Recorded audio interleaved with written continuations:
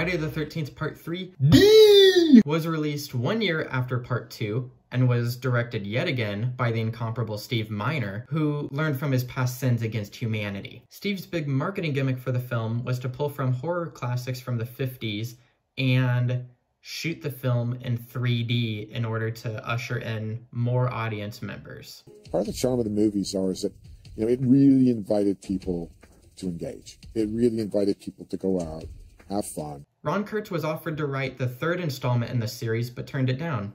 Why, bud? You did such a bang-up job with the last one. And Amy Steele refused to return in the third installment because she wanted to seek new opportunities. So Jenny lives. The 1 hour and 35-minute film was written by Martin Kitterisser and his wife, Carol Watson. Kitterisser has a very interesting story.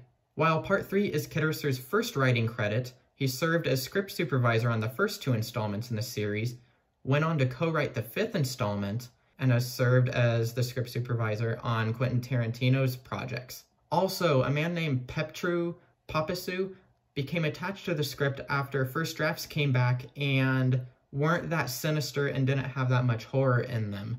It's not a bad script, but it has to be rewritten. It has to have a different kind of atmosphere. It has to be a lot more sinister, a lot more menacing. And so he added more horror to it, I guess. So let's dive in. The movie begins yet again with an obscene amount of flashback.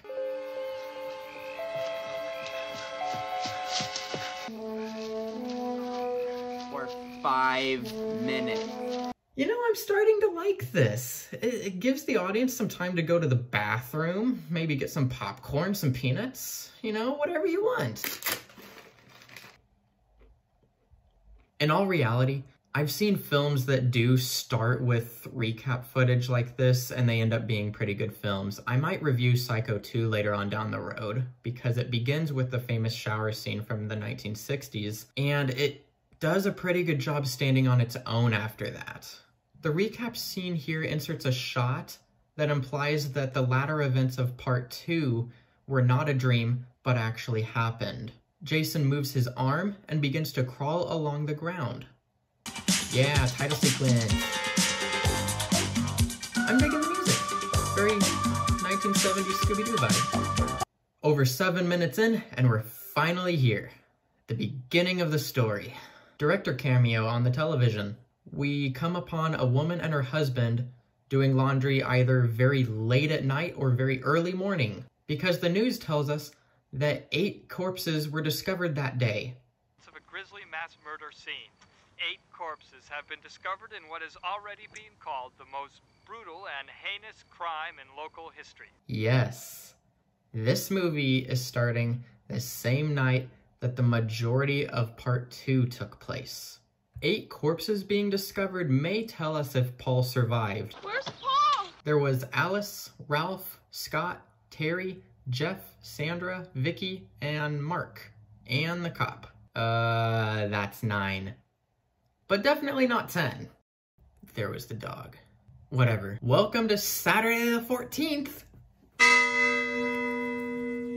After hearing the disastrous news, suddenly her husband is... what do we say? Eating fish food and making small talk with a rabbit. Aw, Harold. Back at it again. For real though, from what I can tell, this movie is shaping up to be way more effective than the first 2 installments. There are some pretty good fake outs, and the camera movements, the editing, and the way they allow you to see a figure, but only very briefly, it's all really effective. The kills seem a little underwhelming, but it's the build-up that seems to be the strongest for me right now. We cut to present day, I think? What year is this? Doesn't matter, we're introduced to a lot of characters. Debbie and Andy, the couple's friend, Chris, Andy's roommate, Shelly, and they're picking up Vera, who will be Shelly's date this weekend. We learn that Shelly is an awkward jokester with self-esteem issues. Would you be yourself if you look like this? Debbie and Andy just want to bang all weekend. Sex, sex, sex. You guys are getting boring. And Chris had a bad experience last time she was at the lake. What happened to me at the lake happened a long time ago. I'm fine, really, okay? And that's about it. The van's on fire, they check on it, and it blazing. We're never introduced to who this other couple is, but they got a lot of weed. I will call you stoner couple. After some hijinks, they pass by the scene where the couple from earlier were murdered. After that, Chris stops the car after the couple spots a man lying in the middle of the road. Now, that's how you give a warning, people. Not a tree, a human being with crazy eyes. All three of them. I have warned thee! This man woke up, showed these kids a human eye, and then barely got his warning out to them before they just drove off. Ralph 2.0 just isn't that memorable. They arrive at camp, and Chris notices the door is open, and it's her old flame Rick. Rick! Chris is obviously haunted by the past, I know it's only been 2 years, but I feel like I've been away forever. which is interesting for the story. We have someone to root for. Chris is obviously the most dynamic character, and she's able to share that past with the audience naturally through Rick. It's also made known that this is her family property that they're on, and fun fact, this film has a budget. The barn and the house were constructed for the film. But this house was built just for us. A scream is heard, prompting everyone in camp to gather together, only for it to be Shelley pranking everyone that he was killed. This annoys everyone, but it upsets Chris. Chris, leave him alone. He doesn't know any better. It was a joke!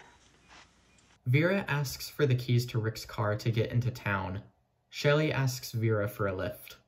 We cut to them at a convenience store, and we're instantly transported into somewhere between an instructional video on office behavior and Repo Man. Vera needs cash, so Shelley tosses his wallet to her.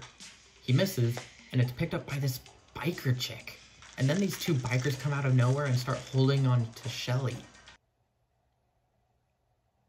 The two members of the gang, Fox and Ali, played by Gloria Charles and Nick Savage, were great, and I think that, very much like myself, I don't think that was their natural role. Then they threw the condom thingy. Is this your rubber? I was more embarrassed than the other character was supposed to be about someone talking about the condom. This scene is so freaking bizarre, like we cut into a commercial break or something. Vera angrily hands over the keys to Shelley, and with Shelley behind the wheel, he accidentally backs over the bikers' bikes with his car, and then he hauls it out of there, getting two of the windows bashed in by one of the bikers in the process. But Shelley really seems to win over Vera when he drives back around to run over the dude's bike. Shelley and Vera get back, and the state that the car is in prompts Rick to want to leave. That's it. I've had it. Chris convinces him to stay, and they head into town while Shelley and Vera head inside the house. Andy and Debbie go for a swim. Let's go for a swim. While everyone's away and no one is watching, the three bikers show up.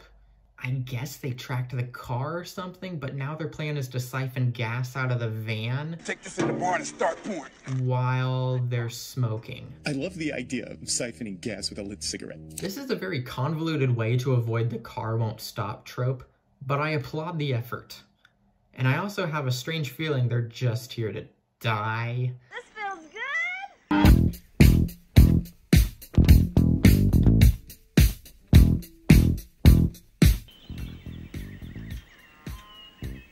I have to point out, the way Jason is shown in this film is great. It was stupid not to show anything in the first movie, having actors talk directly to the camera as if talking to the killer. Hi. And when the second film had such a goofy appearance for the killer, it's honestly very eerie having Jason portrayed in the shadows, with minimalist cuts, never showing the face. Steve knew that it was better to try to keep Jason kind of in the background. He kept that going throughout the whole movie, so you really didn't know or see how big Jason was until right at the climax of the movie. At the halfway mark, Chris talks with Rick in the woods. She remembers the last time she was near Crystal Lake, where she was attacked by Jason in the woods. This is so grotesque. It's almost inhuman. She claims she blacked out and woke up the next morning in her own bed.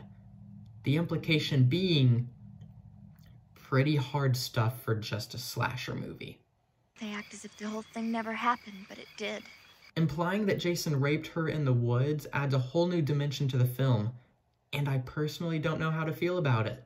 It is revealed that Chris was attacked by Jason several years earlier, but for actress Dana Kimmel, the implication that her character may have been sexually violated by Jason simply went too far. He ran after me and he caught me and he pulled me down to the ground. I don't remember all the particulars that go with it, but I know I always wanted Chris to be portrayed as a very positive character. I don't know what happened after that. I just don't know. Meanwhile, Shelley and Andy juggle for sport? I was a fairly good juggler before being cast in the movie. And Jeffrey could juggle a little bit, and I helped him get a little better, and so me and Jeff did the juggling scene. There are a lot of kind of cheap 3D gags in this movie. Like, some are cool, some are nonsensical. Like the yo-yo juggling, as well as there being more effective ones like the snake. Give up? Never. But Andy gets some in the process. I can think of much better things for you to be doing with your hands. You win. Does he, though? Leaving Vera and Shelley by themselves, which doesn't last very long at all. You and I have gotten to know each other a little today, you know, and I like you a lot. I was thinking that maybe... Let's fuck! You know, we could... I don't think so. Look, I'm gonna go outside for a few minutes, and then when I get back in, we'll talk. Bitch. Hippie dude takes a dump and is... Shelley? Who's there? Sorry. Not killed. But all the characters are on edge because of Shelley's pranks. Between you and Shelley, I'm lucky I haven't had a heart attack already. Making the characters respond more naturally to the impending danger. Is it just the woods? Is it Shelley? Or is it something else? They don't know about Jason. No one saw the bikers get killed, so the tension is still present. There is still an impending danger that they are unaware of. Come on, let's give him some of his own medicine. The hippie couple goes into the barn after who they think to be Shelley, and they are... not killed. Even though the audience knows that Jason is in there, it doesn't happen. There is no motive, rhyme, or reason to it, which in retrospect makes for a great slasher villain. Shelley pranks Vera, upsetting her yet again. Why do you do these stupid things? I just want you to like me. And I'll take this time now to talk about what I think about Shelley as a character. I think he's insufferable. And it's not that I think he's annoying or goofy. I think there's just way too much self-loathing in his character. Being a jerk is better than being a nothing. Shelley was unattractive, and he just had very poor self-esteem. So he thought that if he had these little tricks, that would bring attention to him, which would make people like him. Shelley? Chuck? Chili? What are you guys doing in there? Is that their names? We were never introduced to them. It's like an hour into the film, and they're not even in the barn anymore. What is he looking at? Vera accidentally drops Shelley's wallet into the lake, prompting her to get into the water to fetch it. A broad man wearing a hockey mask walks onto the dock, and Vera thinks that it's Shelley. Hey, I dropped your wallet. I'm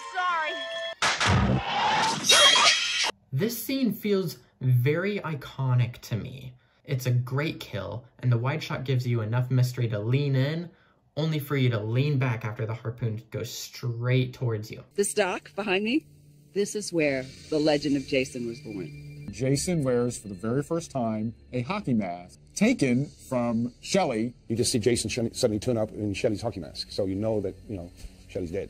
Jason looks up at the building, noticing a light through the window, making for a great scene transition. We didn't get many of those in the previous films, where it was just random pickups to different characters. But not this time. Andy and Debbie finish having sex in the hammock, then Debbie leaves to go take a shower. Taking a shower. You gotta try it sometime. Andy starts doing a handstand in order to get a beer for Debbie, and encounters Jason instead. Wicked kill. Really, it's kind of hurting me to think about it. After her shower, Debbie sits back in the hammock waiting for Andy to get back. But he never left. The power goes out. Hippie dude goes in the dark, alone, to check it out. Nothing to be afraid of. Meanwhile, Shelley comes in to see Hippie Girl. Hippie dude finds the switch, illuminating Jason behind him, and he's killed. Hippie girl realizes that none of this is a joke, and she screams. And eventually she's killed with a fireplace poker. Rick and Chris are the only two that remain, and they just got back. Just like part 2. Rick takes off to look for the others, leaving Chris by herself. Rick! Is everything all right? Great stuff. But that was dumb. Chris takes a look around the house where she finds bathrobes in the tub soaked in blood. She calls out for Rick and makes her way to the barn where she encounters a hanging body just swinging. Is this just gonna be a regular thing for this series? The movie at this point falls into its tropey cat and mouse chase that it's grown accustomed to. Back inside the house, Rick is thrown through a window. Great stuff, but not new. We're in a closet now, where Chris has to pull a knife out of Debbie's body in order to defend herself. Not by the hair on your chinny chin chin. And defend herself she does. Get it? There's this trend in horror movies where there has to be a last girl. And in this case, it was Alice, Jenny, and now Chris. And I think by far, Chris is the most intelligent. She didn't want to be alone. Rick, wait, I want to come with you. She defends herself. She doesn't run away. She wants to hurt him before she makes any attempt at escaping. She gets into the van, has the keys, but no gas. Excellent payoff for such a random part of the movie. Chris now resorts to hiding until she falls. Whatever. They get up in the barn, she hits him with a shovel, and he goes down. Does she run away? No, she ropes him up by the neck to seal the deal. She climbs down and opens the door, and yep, saw that coming. He's closing in on her, and what the hell? Well, that was helpful. But that was more helpful.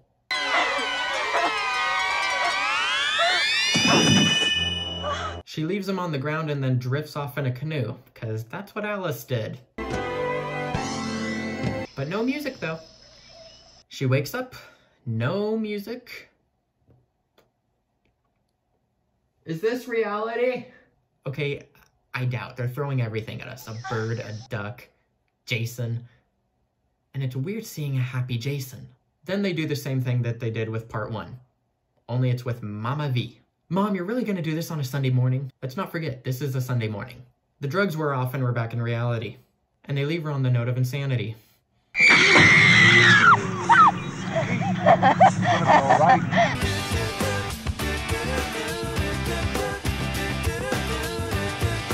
And then the movie's over. Part 3 in the bag.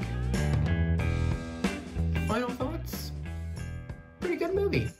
The characters were good. I liked a lot of the characters. I thought that their connections to one another made them a lot more interesting. It wasn't just a bunch of camp counselors that were randomly just put together. This was a group of friends out to have a good time. I liked Chris and Rick the most. I thought that they played off one another really well. The story was pretty solid, even though it takes place on a Saturday. But since they didn't have to go over the hump of explaining how the killer exists, they predominantly spent time on the characters, and that's what made the difference for me. The jankiest thing for me was the biker gang. It was a weird aspect of the film and it died really quickly. And the biker dude coming back at the climax just didn't make any sense to me. It was really confusing. It may have been played for laughs, but with this series, you just never know. He was like beat with the club. Is he like okay now? I thought the film fell apart for me after the eye pop.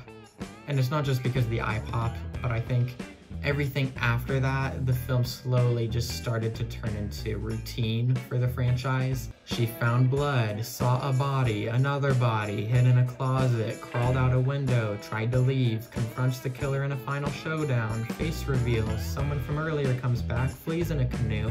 It's a dream. Is it a dream? It's a dream. Now she's crazy delusional. I liked that Chris as a character tried to kill Jason. She didn't just try to get away, run away, and survive. She was wanting to like conquer her fear, her aversion that she explored at the midpoint. You know, it was like confronting the fear that was preventing her from having a good time.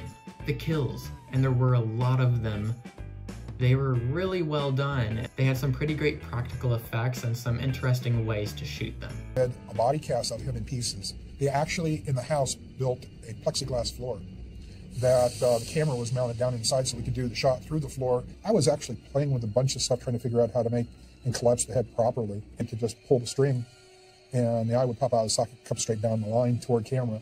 The harpoon is iconic, the chopping block is awesome, but the build-up is really well done. The way Jason is presented in this film is very much inspired by Halloween, but there's a reason why it works.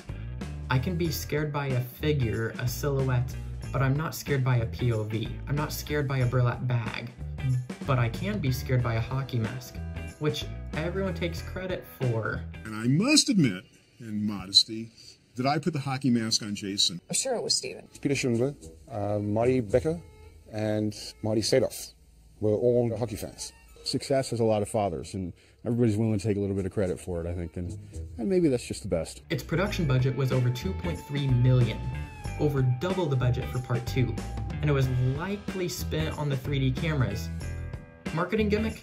Yes. But expensive and risky? Yes. With Paramount spending millions of dollars to equip theaters with the new technology required to show the 3D film. Their investment quickly paid off.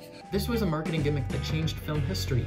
This was the first 3D film to receive a wide theatrical release from a major studio.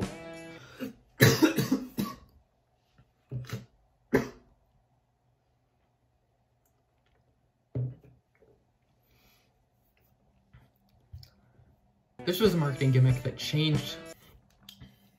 The downside is that the 3D aspect is something not taken subtly. There's yo-yos, juggling, wallet throwing, and much more just because they could.